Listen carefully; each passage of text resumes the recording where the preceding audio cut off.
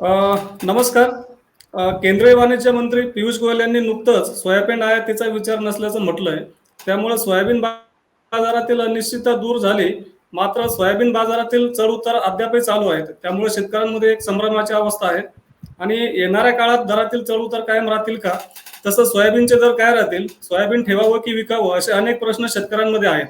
तसंच पोल्ट्रीच्या अनुषंगाने नेमके काय प्रश्न आहेत? किंवा सोयाबीन निर्यात होते का? किंवा मग आयातीच्या संदर्भात काय परिस्थिती असू शकते यावर आपण आज चर्चा करणार आहोत. आज आपल्यासोबत आहेत शेतमाल बाजार अभ्यासक सुरेश मंत्री साहेब, त्यानंतर शेतमाल अभ्यासक दीपक चव्हाण आणि धुळे येथील ओमश्री प्रायव्हेट लिमिटेडचे सचिन अग्रवाल.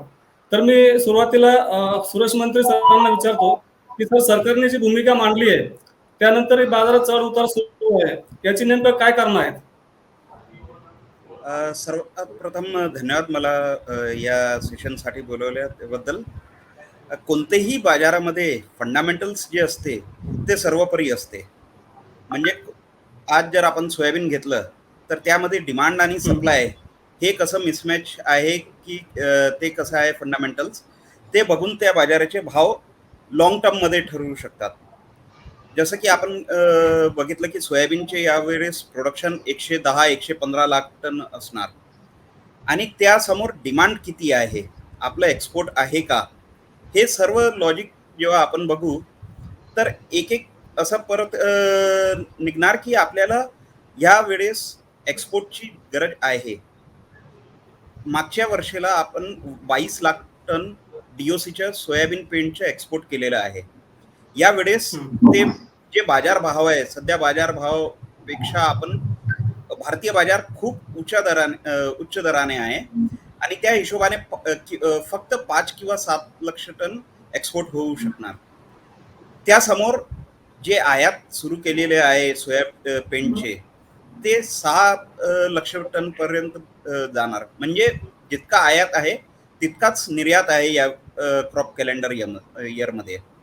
तर आपलं जे ओव्हरऑल प्रोडक्शन आहे लास्ट इयर आमच्या हिशोबाने प्रोडक्शन होतं 95 लाख टन, या वेळेला 110 लाख टन आहे. एक्सपोर्ट डीओसी मध्ये आपण 22 लाख टन, म्हणजे इम्पोर्ट आणि एक्सपोर्ट कम्पेअर केलं तर ते 22 लाख टन एक्सपोर्ट आपले जे आहे ते कमी असणार.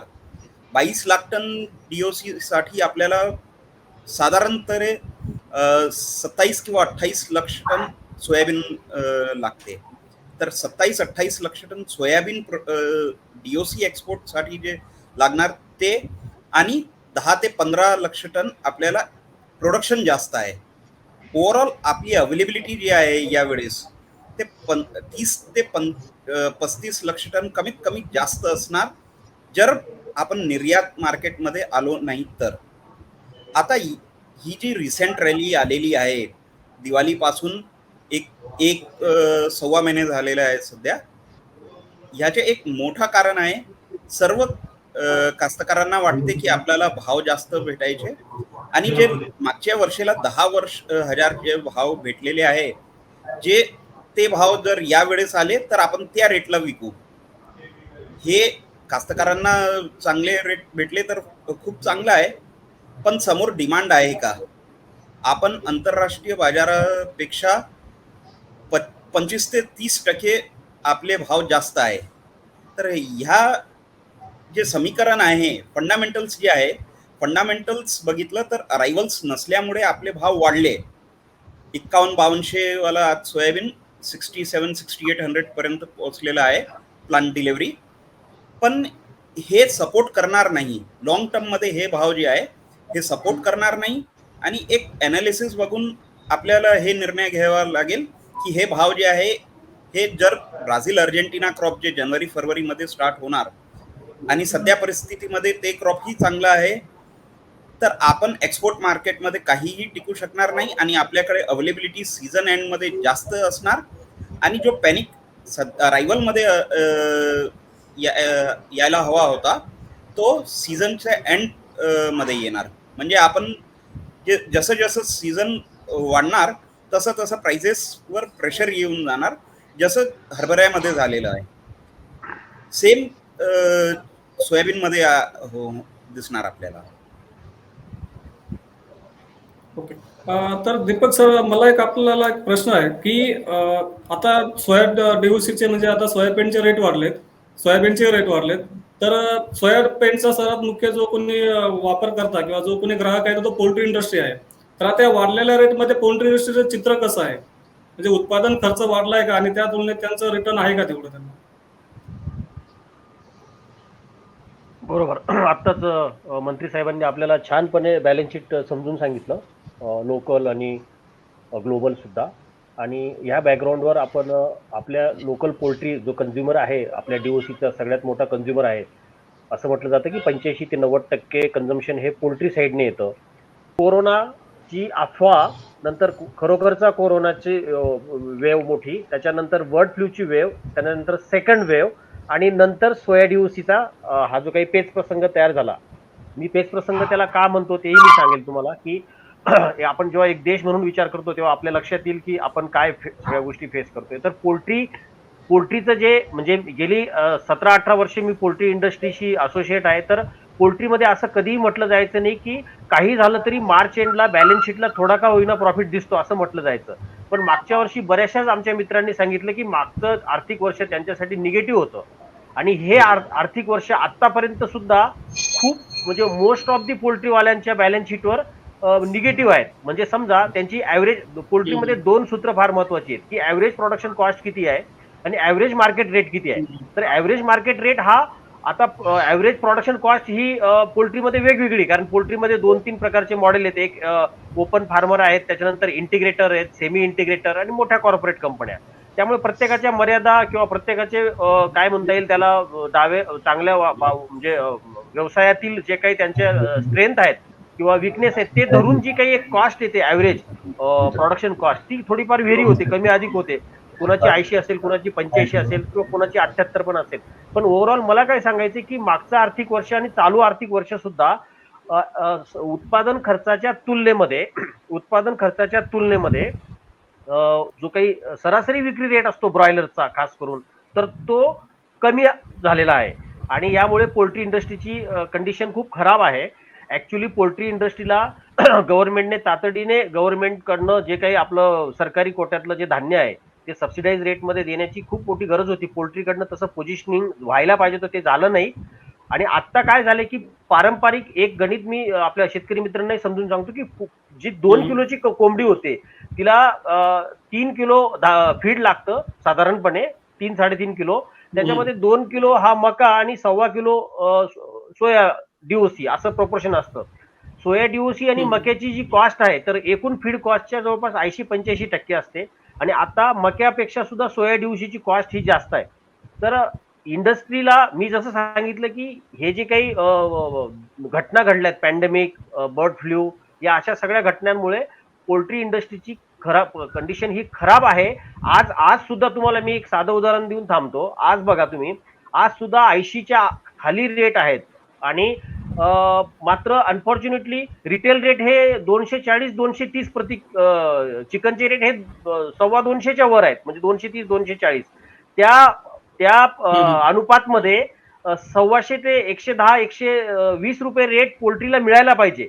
परंतु हे सेक्टर पण ऑर्गनाइज नाहीये. अनफॉर्च्युनेटली पॅनिक सेलिंग होते किंवा त्यामुळे ते जे डिझर्व करतात, म्हणजे आता मी ग्राहक म्हणून जर 240 रुपये मी पे करतोय, त्यानुसार पोल्ट्री फार्मरला, ओपन फार्मरला 110 रुपये रेट, 120 रुपये रेट मिळायला पाहिजे. म्हणजे असा म्हणजे थंब रूल आहे की जर तुमची फार्म लिफ्टिंग प्राइस जर तुमची 100 असेल तर 200 रुपये किलो रिटेलमध्ये चिकनचा रेट असायची, रिटेलमध्ये सगळ्या प्रोसेस करून. तर आज 230-240 रिटेल मधला रेट आहे. तर 120-110 रुपये मिळायला पाहिजे ब्रॉयलर कोंबडीला, पण तो मिळत नाही. म्हणजे कस्टमर ऑलरेडी पे करतोय. पण याचा अर्थ हे तुम्ही जो प्रश्न विचारला की पोल्ट्रीची जी काही हालत आहे, याचा अर्थ सोया DOC इम्पोर्टचं मी हालत काय आहे ती सांगायची होती. इन प्रिन्सिपली कुठलाही इम्पोर्ट हा देशासाठी लॉंग टर्म हा काय म्हणता येईल त्याला, सचिन सर सांगतील की कुठलाही इम्पोर्ट लॉंग टर्म आपल्याला फायदेशीर नसतो. खाद्यतेलामध्ये पाहिलं आपण की काय परिस्थिती आहे, की आपण म्हणजे किती व्हलनरेबल आहोत. तर सांगण्याचा पॉइंट असा की पोल्ट्री इंडस्ट्रीची हालत अत्यंत खराब आहे. पोल्ट्री इंडस्ट्रीला सावरण्याची खूप गरज आहे. आणि याचा संबंध हा आता सोया दिवशीच्या प्राइसेसशी मी जोडत नाहीये. आणि मी आधी सांगतो, शेतकरी मित्र म्हणतील तुम्ही पोल्ट्रीची बाजू घेताय. पोल्ट्रीची बाजू घेत नसून परिस्थिती सांगतोय. आणि इन प्रिन्सिपली सोया दिवशीच्या आयातीला एक शेतकरी म्हणून सुद्धा कोणीही सहमत होऊ शकत नाही की इम्पोर्ट हा आपल्या देशाच्या पाईपलाईन मध्ये सप्लाय असताना का इम्पोर्ट करायचा, हा प्रश्न वाजवी आहे. त्यामुळे समर्थन किंवा विरोध नाही, जी काही परिस्थिती ती ठेवली तुमच्याजवळ. ओके.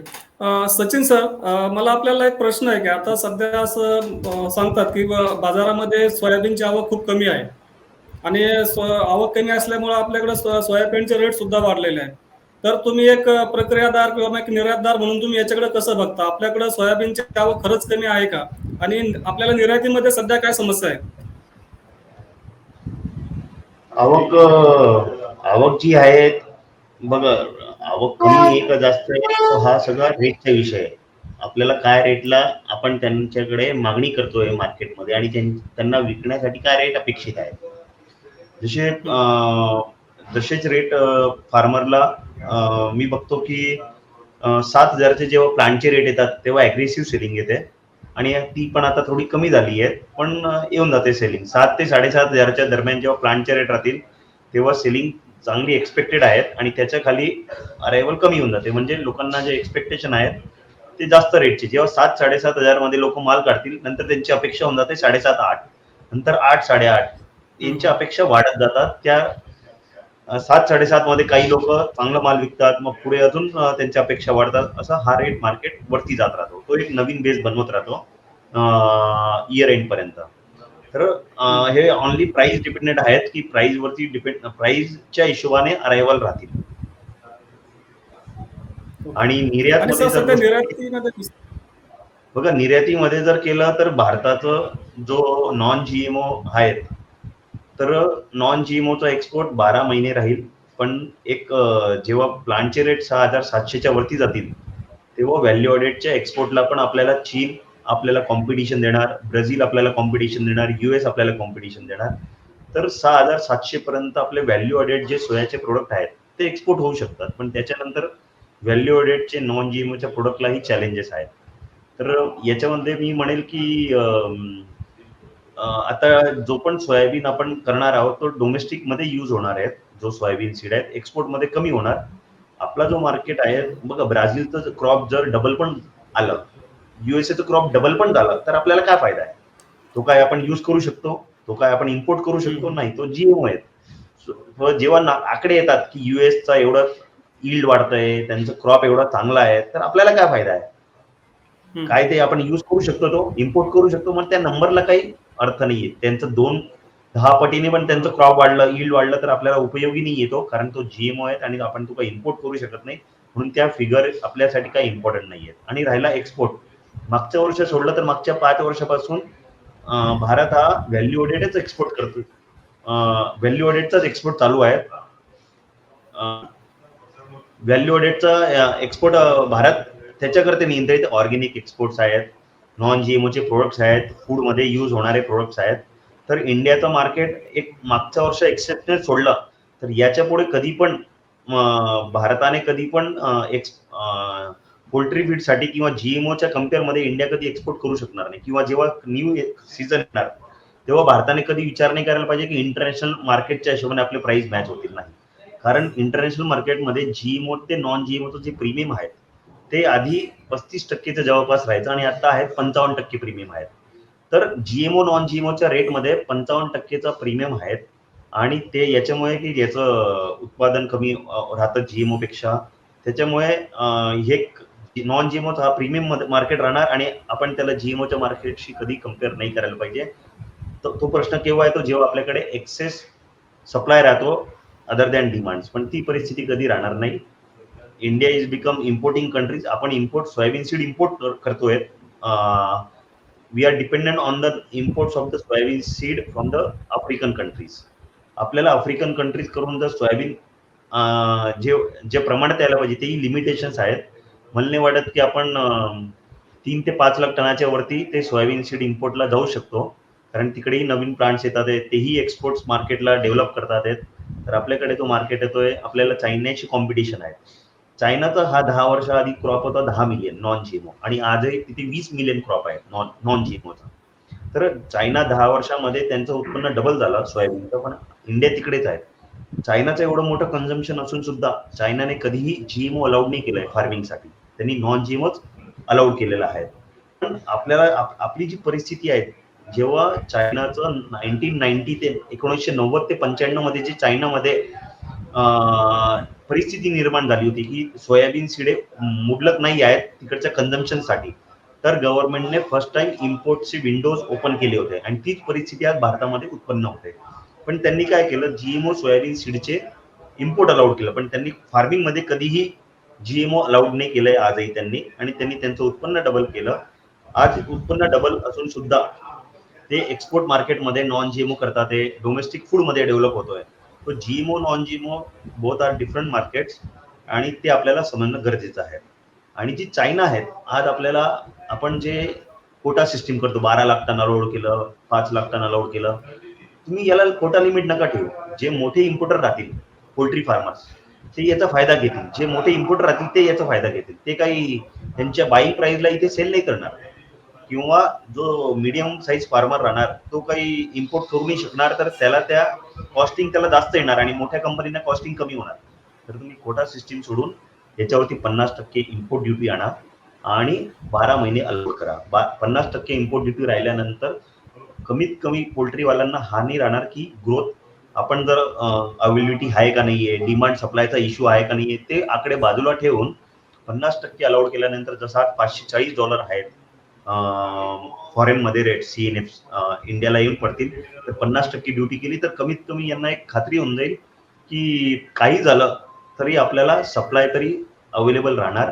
50% ड्युटीने फार्मरही प्रोटेक्ट होतील आणि जे अननेसेसरी प्राइजेस वाढतात त्यालाही एक लिमिटेशन्स राहणार. नाहीतर काय राहणार की आपण लास्ट मोमेंटला अलाउड करणार आणि त्यापर्यंत परिस्थिती इथे लोक ऍडव्हान्टेज घेतात, शॉर्ट करणं, लॉंग पोझिशन घेणं. तर या गव्हर्नमेंटचा विचार जो आहे की चायनाच्या हिशोबाने चायना कुठे आणि वेअर इंडिया स्टँड्स, तर बांगलादेशमध्ये 3,000 टन 5,000 टन पर डे प्रोसेसिंगचे प्लांट येतात. आज इंडियामध्ये नाही येऊ शकत कारण अवेलेबल नाही तेवढं सोयाबीन सीड. तर आपण जीएमओ सोयाबीन सीड पोर्टपर्यंत आपण प्लांट लावू शकतो. ते जो जीएमओ सीड इंडिया पोर्टच्या बाहेर येऊ नाही शकत, इंडियामध्ये प्रोसेसिंग केल्यानंतरच येऊ शकणार. तर आपली जी डीओसीला नॉन जीएमओचं प्रीमियम आहे ते कायम राहणार. आणि जीएमओ मिल पण अलाउड केलं असेल तर त्याला 50% ड्युटी लावायला पाहिजे. आणि सोयाबीन सीड म्हटलं तर त्याला पण जर तुम्ही ड्युटी लावली तर ऑइल इकडे प्रोड्यूस होणार, domestically oil will get produce, domestically industry will be get the business. So असा विचार नाही करायला पाहिजे की आपण काही अलाउड केल्यानंतर फार्मरला रेट नाही भेटणार किंवा फार्मरची ती परिस्थिती राहणार किंवा इंडस्ट्रीला हा प्रॉब्लेम येणार. तर इकॉनॉमी ओपन ठेवा. आज चायना आहेत, आज ब्राझील आहेत, आज US आहे, तिकडे सगळीकडे GMO non GMO crop use होतो आणि नॉन जीएमओला वेगळे रेट भेटतात, जीएमओला वेगळे रेट भेटतात. आणि या हिशोबाने इम्पोर्ट ड्युटी 50% अलाउड करून माझं मत आहे की जीएमओ नॉन जीएमओचं प्रोटेक्ट करून, फार्मरला प्रोटेक्ट करून, इंडस्ट्रीला प्रोटेक्ट करून, सप्लाय साईड चांगली ठेवून आपण इथे पुढे वाढू शकतो. हा, सचिन सरांनी एक खूप महत्वाचा मुद्दा इथे उपस्थित केला की आपण जेव्हा काही माध्यमांमध्ये बातम्या बघतो किंवा न्यूजपेपरमध्ये बघतो तेव्हा एक अनालिसिस केलं जातं की सीबॉटवर सोया मिलचे हे रेट आहेत आणि आपल्या भारतामध्ये हे आहेत. म्हणजे त्यांचं आपलं नॉन जीएमओ आहे, त्यांचं जीएमओ आहे, तर आपण ते कम्पॅरिझन करतो की सचिन सरांच्या मध्ये ते चुकीचं आहे. तर माझा प्रश्न सचिन सरांनाच पुढचा असा आहे की आपण आंतरराष्ट्रीय पातळीवरती सोयाबीनचे रेट बघता आपल्या जे काही आपलं नॉन जीएमओ सोयाबीन आहे त्याला काही पॅरिटी मिळते का जीएमओ नॉन जीएमओ याच्या दरम्यान? बघा, आपण जीएमओ नॉन जीएमओला कम्पेअर नाही करू शकत पॅरिटीसाठी, कारण दोघे वेगळे प्रोडक्ट आहेत. नॉन जीएमओचं जे प्रीमियम, नॉन जीएमओचं जो एक्सपोर्ट्स आहेत त्याला आपल्याला कॉम्पिटिटर चायना आहेत. तर जसे सोयाबीनचे रेट 6,700च्या वरती जात आहे प्लांटसाठी किंवा मंडीमध्ये जेव्हा 6,500च्या वरती रेट राहतील आज, तर आपल्याला एक्सपोर्ट पॅरिटीला बसणार नाही. आपण चायनापेक्षा आपल्याला चायनाला प्रायोरिटी भेटणार, तर तो एक्सपोर्ट मार्केट ग्रोथ कमी होऊन जाणार. तर या लेवलला फार काही जास्त अपेक्षा न ठेवता, कारण ऑइलवरती 0% ड्युटी आहेत. हे सगळं बघता आपण जास्त मार्केटमध्ये जोपर्यंत गव्हर्नमेंटला इम्पोर्ट अलाउड नाही करत, what ever is the conditions, 50% जरी ड्युटी राहिली तर ती कंडिशन एक मानसिक बनवते की मार्केटमध्ये जर डिमांडचा शॉर्टेज राहिला तर तो एक अवेलेबल सोर्स अवेलेबल राहतो. पोल्ट्री इंडस्ट्रीला कधी पण धाक राहत नाही की आमचं काय होणार, तर आम्ही कुठे पडणार, कोणत्या गव्हर्नमेंटकडे जाणार. आणि 50% ड्युटीने गव्हर्नमेंटला ग्रोथ भेटतोय, त्यांचे इन्कम वाढते, गव्हर्नमेंटचं कस्टम ड्युटीला एक अर्निंग होते.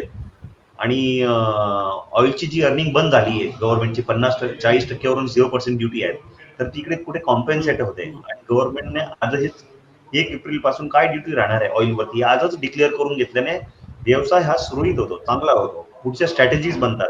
पुढे जाऊन ऑइलचं मार्केट काय राहू शकतं, सोयाबीन सीडचं मार्केट काय राहू शकतं, किंवा काय पद्धतीने पुढे इम्पोर्ट स्ट्रॅटेजी बनवायला पाहिजे. तर गव्हर्नमेंटने हे आधीपासूनच डिक्लेअर केलेलं चांगलं आहे सगळ्यांच्या हितासाठी. अगदीच. प्रश्न असा आहे सचिन सर मला की तुम्ही हा नाही सचिन सरांना एक उपप्रश्न आहे तुम्ही विचारलेल्या मुद्द्यावर फक्त की त्यांनी जे व्हॅल्यू ॲडेड सेगमेंटमध्ये भारतीय DOCला शेल किती आहे एक्सपोर्टचं, कारण आता ऑक्टोबरचे जे नंबर्स आले त्याच्यात एक्सपोर्ट खूप कमी झालेला दिसतोय. म्हणजे मी जी मांडणी सुरेश सरांनी केली प्रारंभी की आपल्याकडे जातोय आणि त्यामुळे आपलं एक्सपोर्ट पॅरिटी कमी होते, पण सचिन सरांचं असं म्हणणं आहे की आपण हा कम्पॅरिझन नाही करायचा मेन स्ट्रीम GMशी आपलं नाही आपण नॉन GMOशी कम्पेअर करायला पाहिजे आणि 50% प्रीमियम आता आपण घेतोय. माझा मुद्दा असा आहे की आता हे एक्सपोर्टचे नंबर जे खराब आलेत ऑक्टोबरमध्ये तर ते जवळजवळ 1.5 लाख टनाच्या अगेन्स्ट 30,000 टन इतके खराब आलेले आहेत. माझा प्रश्न असा आहे की तुम्ही जो उल्लेख करताय नॉन GMO सेगमेंटमध्ये व्हॅल्यू ॲडेड सेगमेंटमध्ये इंडियाचं export potential in terms of numbers मध्ये किती आहे, किती लाख टन असू शकेल सचिन सर? बरोबर आहे. आपण जेव्हा आकडे बघतो तेव्हा हे नाही बघत की हा एक्सपोर्ट GMOचा एक्सपोर्ट झालाय की नॉन GMO साठी एक्सपोर्ट झालेला आहे, प्रीमियम जो भेटलेला आहे. मागच्या वर्षी GMOच्या रेट कम्पेअरच्या हिशोबाने फीडमध्ये ते यूज झाले होते, तर ते नंबर्स असतील की GMO मध्ये तो प्रोडक्ट गेलेला आहे कम्पॅरिझन करताना कोरोना काळामध्ये. तर आज जो एक्सपोर्ट होतोय इंडियामध्ये तो नॉन GMOचा व्हॅल्यू एडेड साठी एक्सपोर्ट होतोय. मागच्या वर्षी जो एक्सपोर्ट झालाय तो बोथ तुमच्याकडे दोघी नंबर्स आहेत. आणि एक्सपोर्ट किती होतोय याला महत्व नाही राहिलं आता, 2 लाख होतोय का 20 लाख टन एक्सपोर्ट होतोय. महत्व याच्याला आहे की आपल्याकडे एक्सपोर्ट जास्त जर झाला तर कमी झाला, आपल्याकडे नेहमी 12 महिने प्रोडक्ट कसा अवेलेबल राहील. How can we secure poultry industries, how can we secure our export market, and how can we secure our domestic farmers and domestic industries. हा सगळ्यांचा विचार करून आपल्याला ज्याच्यामध्ये कोणालाही सप्लाय डिमांड सप्लायची बॅलन्स शीट आपण बनवतो ती बाजूला ठेवून, यांचे नंबर चुकीचे यांचे नंबर बरोबर आहेत हे बाजूला ठेवून आपण जो मार्केट आहे की एक्सपोर्ट किती झाला मागच्या वर्षी, आता किती होणार आहेत, किती डिमांड आहेत, किती सप्लाय आहेत, त्याच्यापेक्षा तुम्ही आज कसं काय ॲश्युअर करू शकतात फार्मर्सला, इंडस्ट्रीला, पोल्ट्री इंडस्ट्रीजला, सॉल्व्हंट इंडस्ट्रीला की यांचं सगळ्यांचं इंटरेस्ट कायम राहील. या हिशोबाने मी जे सांगतोय ते सजेस्ट करतोय की गव्हर्नमेंटही हॅपी राहणार आणि सगळे सेगमेंट्स हॅपी राहून आपण कसे पुढे वाढू शकतो. ओके. सचिन सरांच्या उत्तराला अनुसरूनच माझा मंत्री सरांना एक प्रश्न असा आहे की आता सचिन सर सांगतायत की आपल्याला डोमेस्टिक कन्झम्पशन जास्त असणार आहे, तर मग जर आपला समजा एक्सपोर्ट व्हॉल्यूम तेवढा नाही राहिला जेवढं अपेक्षा केली जाते, तर आपल्या इकडे डोमेस्टिक रेटवरती काय परिणाम होऊ शकतो सोयाबीनच्या? नाही, सध्या जे रेट आहे त्या रेटमध्ये आवक कमी आहे, कारण कास्तकारांना जास्त भावाची अपेक्षा आहे. हो. समजा मागच्या वर्षी अगोदरचे बर्ड फ्लू आला होता जानेवारी-फरवरीमध्ये. तोपर्यंत आपला एक्सपोर्ट 10-12 लाख टन सौदे झालेले होते. टोटल एक्सपोर्ट 22 लाख टन झालेला आहे. ह्या वेळेला परिस्थिती असं आहे की आपले जे एक्सपोर्ट आहे हे एक्सपोर्ट या रेट असलं तर ते एक्सपोर्ट होणार नाही.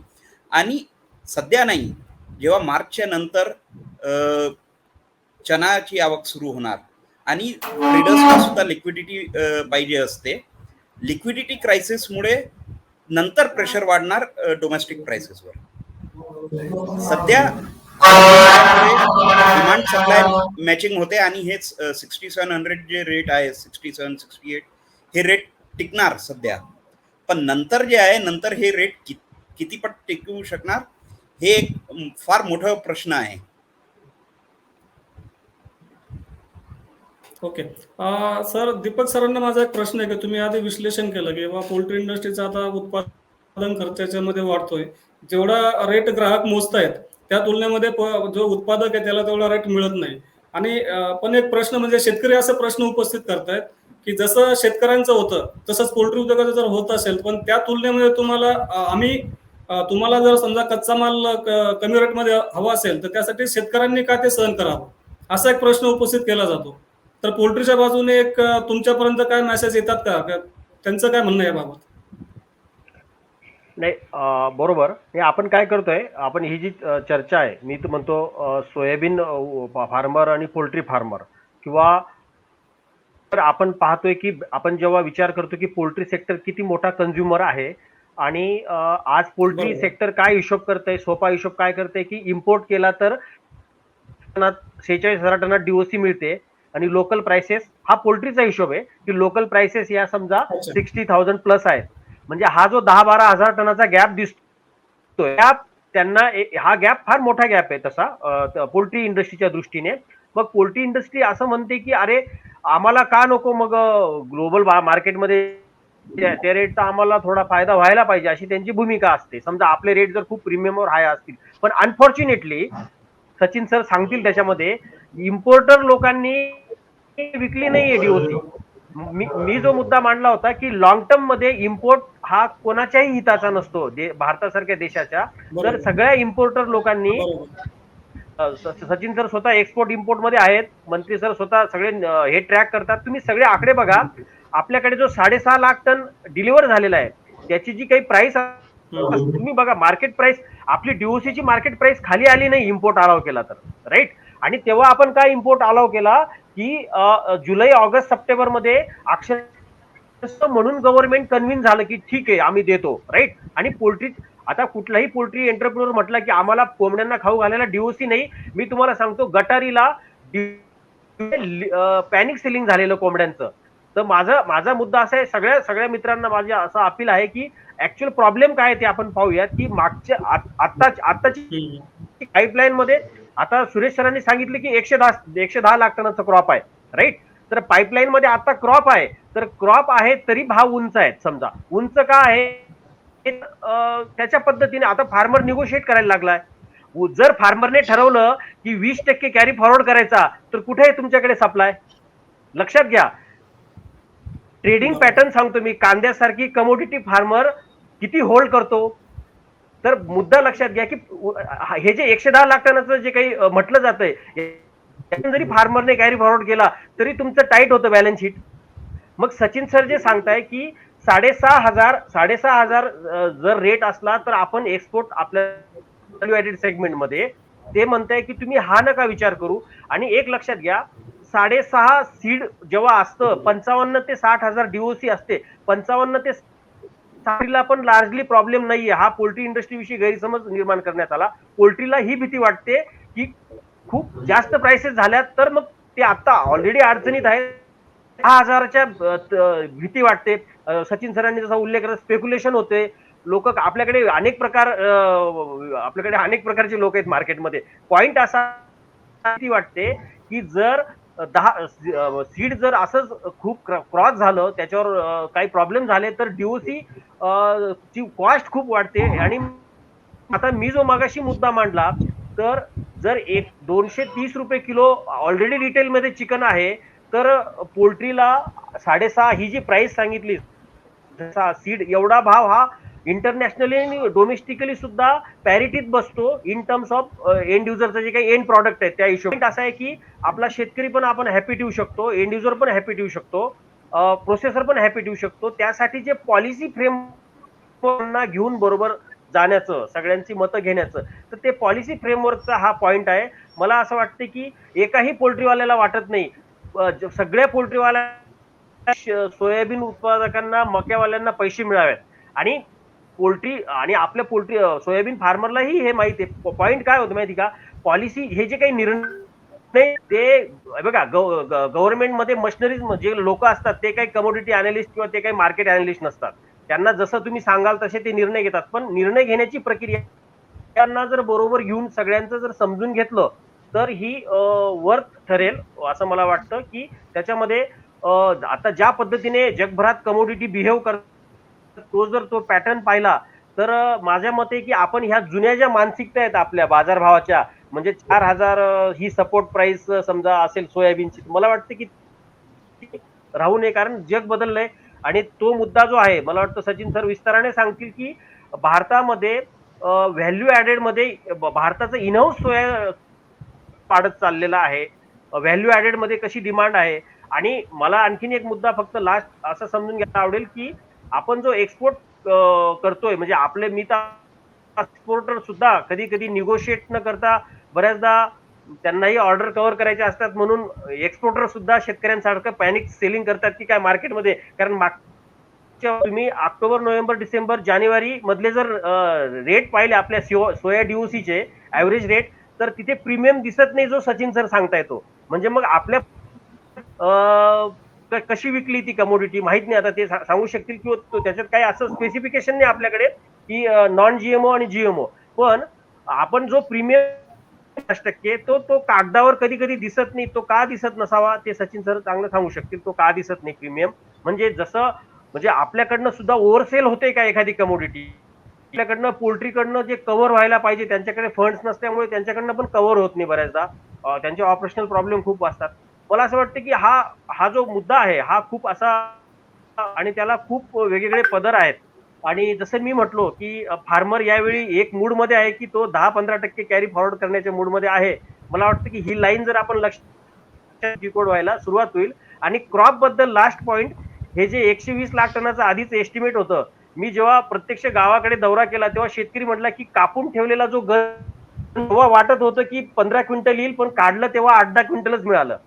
म्हणजे बऱ्याचदा ग्राउंडवर बऱ्याचदा प्रोडक्टिव्हिटीचे पण खूप गणित आहेत आपल्याकडे आणि खूप वेगवेगळे आकडे आहेत आपल्याकडे. पोल्ट्रीचे सोया दिवशीचे कन्झम्पशनचे आकडे वेगळे आहेत, सोपाचे आकडे वेगळे आहेत, अनालिस्टचे आकडे वेगळे आहेत. आपल्याकडे सगळे आकडे आणि आपण बघतोय की USDA चे आकडे काय आहेत. म्हणजे हा सगळा आपल्याकडे आकड्यांमध्ये आपण खूप मागे आहोत. तर सांगण्याचा पॉइंट असा की आपल्याला ऍज अ देश म्हणून सगळ्या आपण जर पॉलिसी आखल्या, डाटा कंपायलेशन चांगलं केलं आणि सगळ्या स्टेक होल्डर्सला जर ऐकून घेतलं, जसं सचिन सरांनी काही उपाय सांगितलेत की त्यांनी पॉलिसी असे फ्रेमवर्क जर आपण सगळ्या लोकांना बरोबर घेऊन राबवले, तर मी तुम्हाला सांगतो की पोल्ट्री इंडस्ट्रीची आजची जी समस्या आहे ना, ती जर पोल्ट्री इंडस्ट्रीला जर आज गोदामात धान्य सडतंय आपण इंडस्ट्रीला ते देत नाहीये, तर मी म्हणतोय तर खूप मोठी मदत होऊ शकते. मग एका वेळेला त्यांची जी कॉस्ट आहे सोयाची ती डायल्यूट होऊ शकते.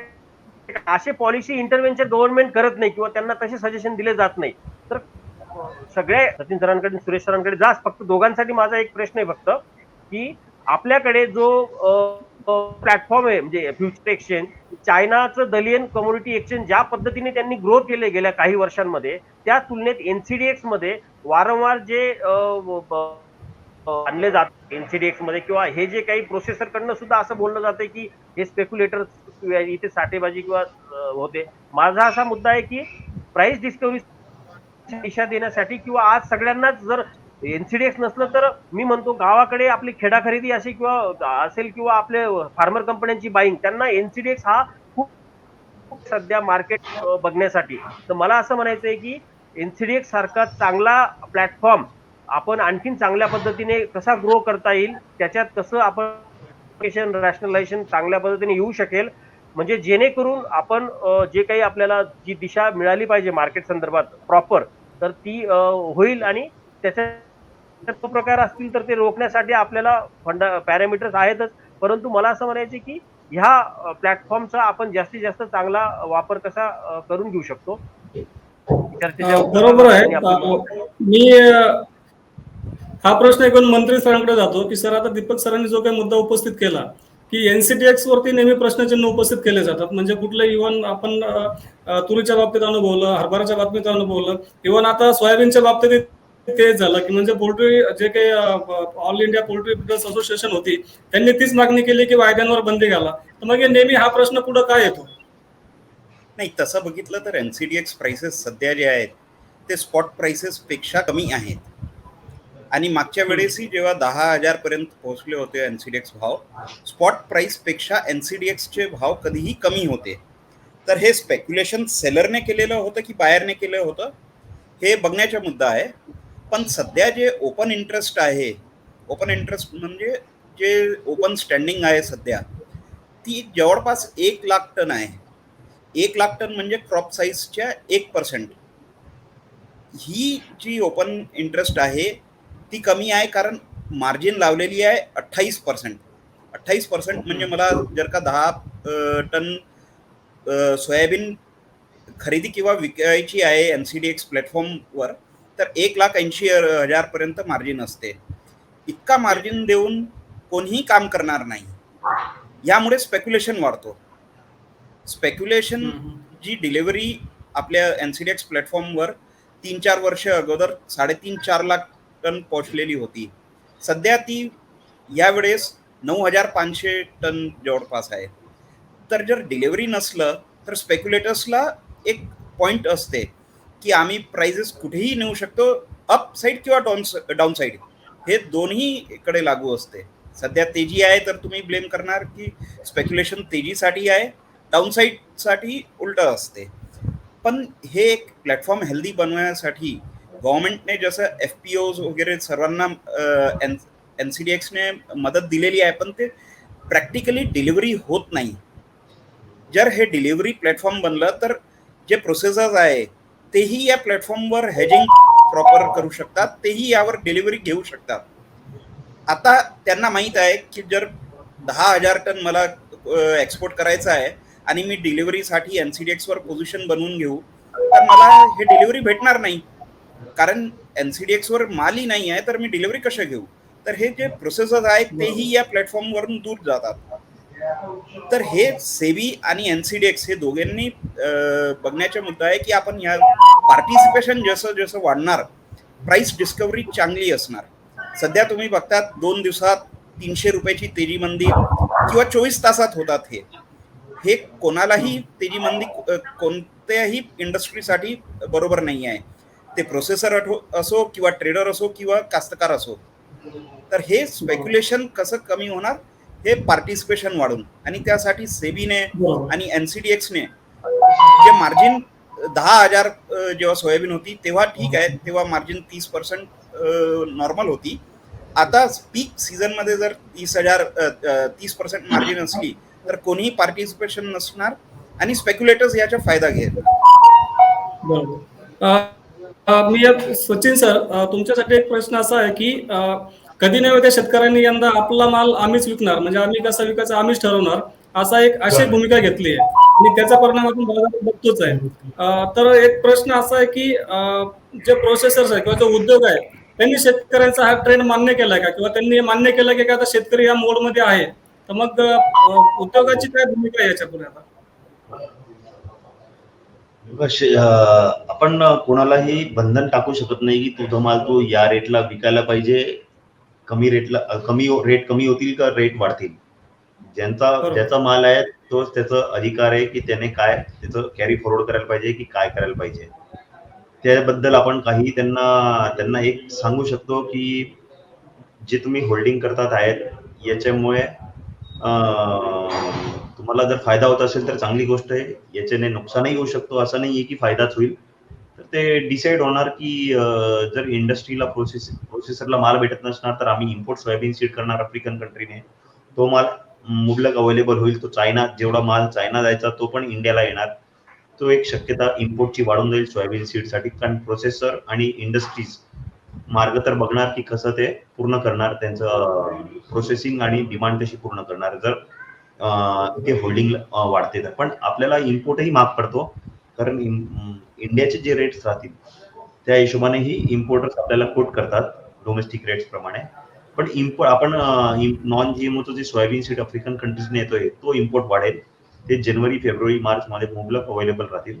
आणि मुबलक म्हणजे जरी तो 1.5-2 लाख टन अवेलेबल झाला किंवा 2.5 लाख अवेलेबल झाला तर तो एक सपोर्ट भेटू शकतो प्रोसेसरला आणि पोल्ट्री इंडस्ट्रीज. आणि तो आता 12ही महिने तो इम्पोर्ट येणारच आहेत. इंडिया इज आफ्रिकन कंट्रीजचा जो इम्पोर्ट्स आहे तो दरवर्षी वाढणारच आहेत आणि तो इंडियामध्ये येणारच आहेत, ही नक्की कल्पना आहे. तर माल विकणाऱ्यांबद्दल आपण सांगू नाही शकत, पण गव्हर्नमेंटने जे मी स्ट्रॅटेजी सांगतोय 50% जर ड्युटी लागली इम्पोर्टला, तर सीड राहो का डीओसी राहो जीएमओ साठी, पण जीएमओ सीड हा पोर्टवरतीच राहायला पाहिजे, प्रोसेसिंग करूनच तो आपल्या मार्केटमध्ये अवेलेबल व्हायला पाहिजे किंवा मिल येऊ शकतो अवेलेबल डायरेक्टली. तर या प्रयत्नाने आपल्याला एक सेलरला आपल्याला पण दबाव आणू शकतो की एक लिमिट पर्यंत होल्डिंग ठीक आहेत, पण त्याच्यानंतर अल्टरनेट सोर्सेस अवेलेबल आहेत. बरोबर.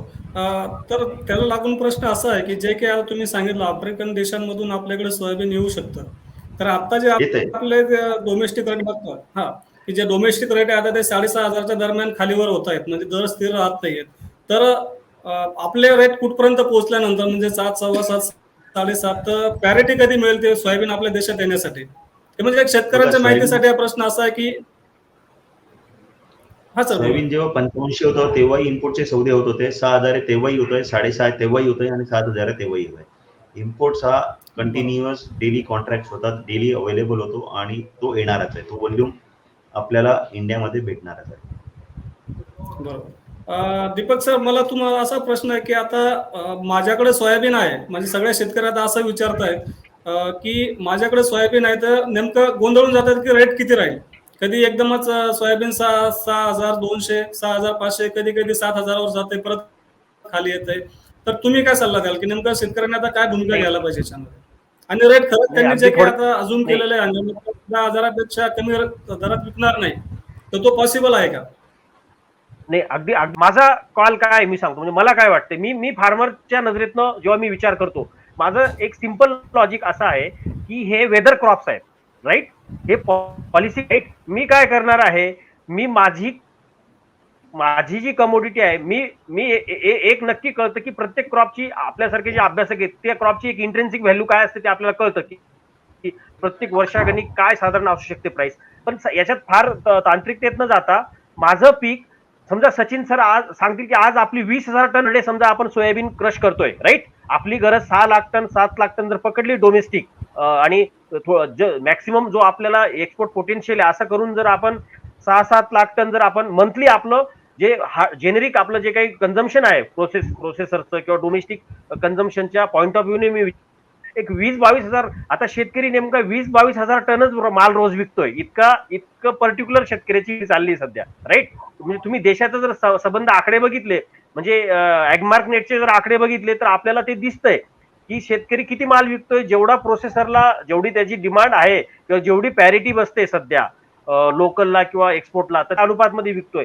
आता आपण काय, म्हणजे आपण जास्त याच्यात गोंधळ न करता शेतकरी जो समजा दिवसात कोंबड्या काय सगळं सोया दिवशी एका दिवसात खाऊन जात नाही, तर कोंबड्यांना पण टप्प्याटप्प्याने सोया दिवशी लागतं.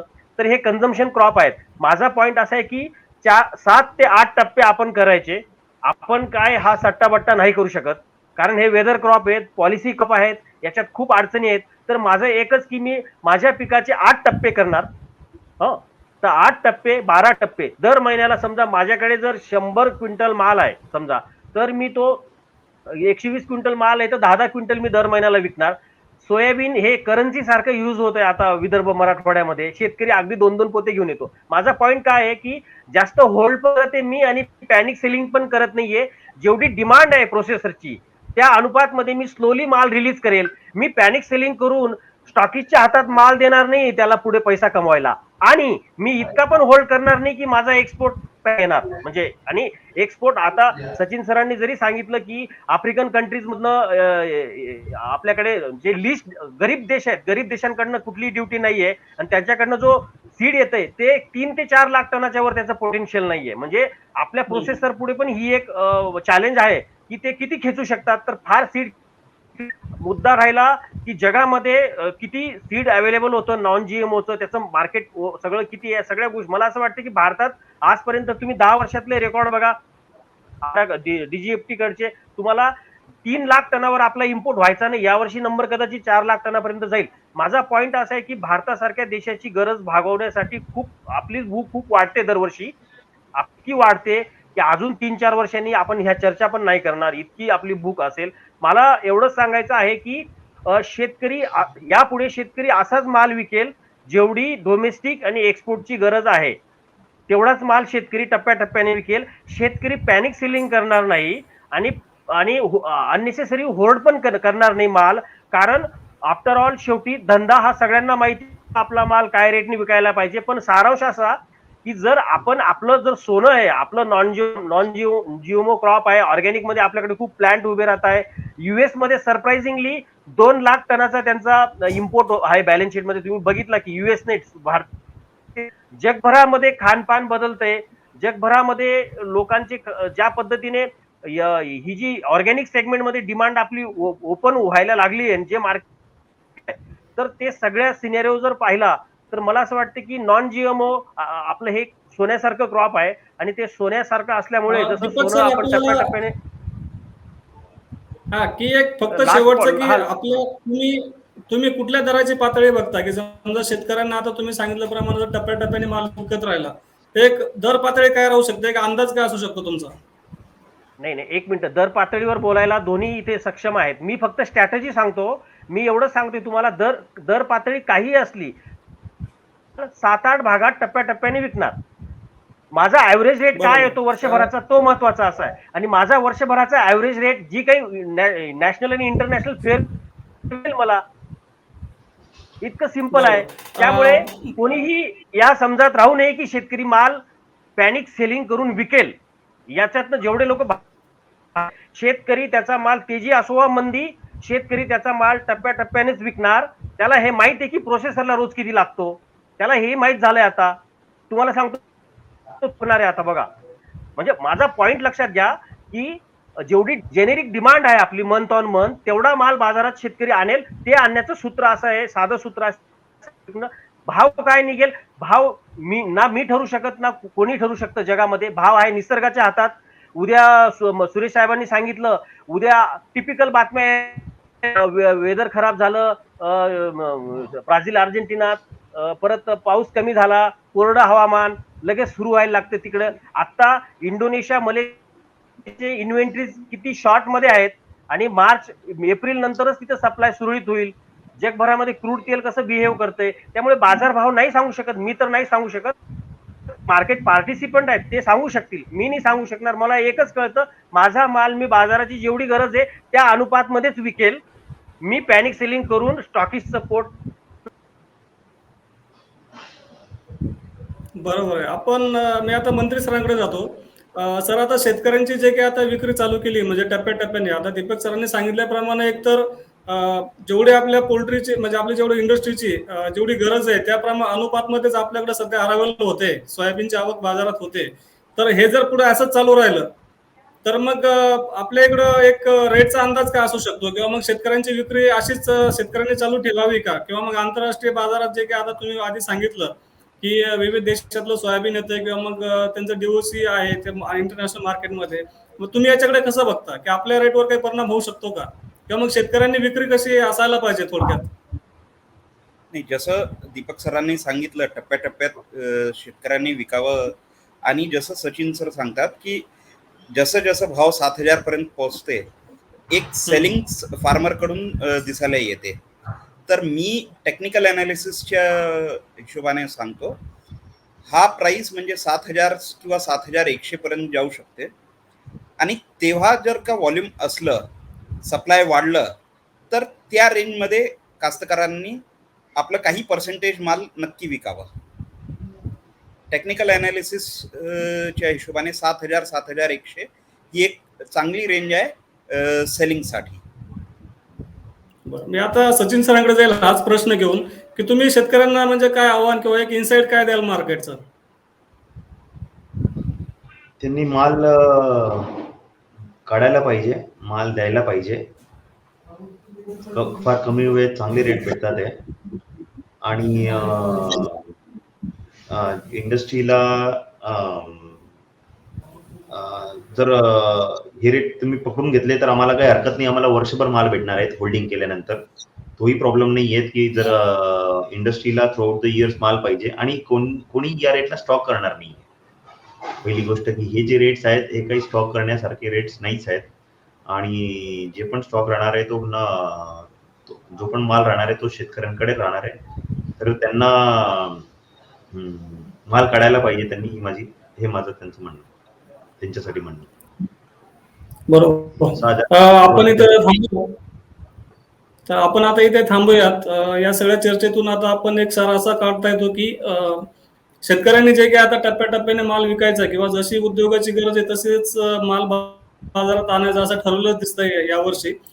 त्यानुसार एक असं दिसतंय की एक 7,000च्या आसपास दर राहू शकतात आणि या रेटमध्ये शेतकरी थोडाफार माल देतील असंच आपण एक म्हणजे अपेक्षा करूयात आणि इथे थांबूयात आता. धन्यवाद. थँक्यू. सर्वांचे धन्यवाद. Sachin sir thank you. Thank you. Thank you. मंत्री सर थँक्यू.